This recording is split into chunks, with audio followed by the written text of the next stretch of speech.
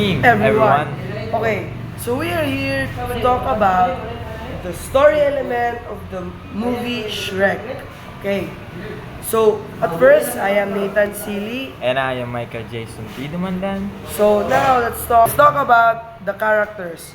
First, the character in the movie and the most significant one is Shrek. Shrek is the main protagonist of the film. He is a grumpy but kind-hearted ogre who wants peace in his swamp. Next, let's talk about Donkey. Donkey is Shrek's loyal companion and he's the one that brings comedic theme to the story. Next is the Princess Fiona. Princess Fiona is a princess who has a curse to turn into an ogre overnight. Next is the antagonist of the movie Shrek is Lord Farquaad. Lord Farquaad is a selfish ruler who wants to marry Princess Fiona to become king. Lastly, let's talk about the supporting characters.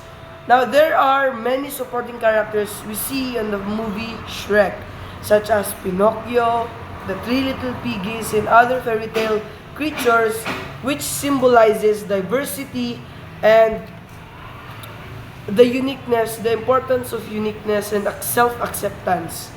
Now then, after this, let us move on to Michael.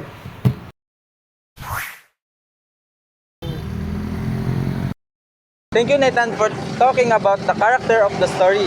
So let's move on to settings of the story. Settings of the story: Shrek Swamp, Dolok, and the Dragon Castle. And the time period is medieval fantasy, wood of fairy tale beings, and mood atmosphere, funny and adventurous. Thank you, Nathan. Thank you, Michael, for the very hands-on reporting. Now, let's move on to our plot. Let's first tackle exposition.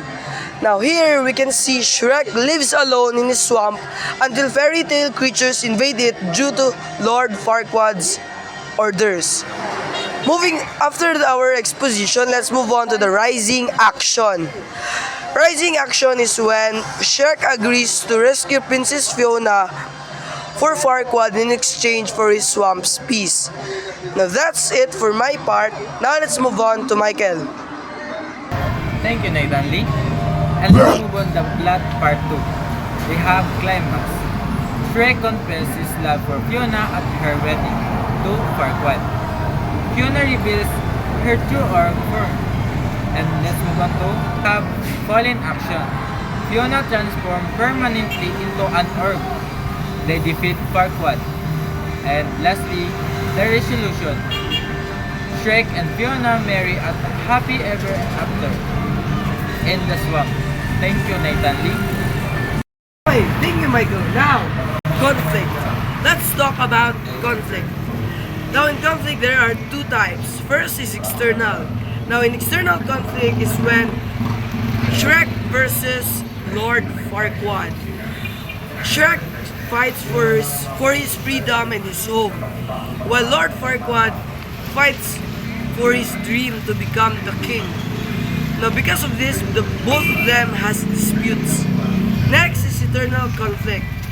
Eternal conflict is when Shrek struggles by being judged of his appearance, and Princess Fiona also struggles because of her curse and fear of rejection from her royal family, such as the king and the queen.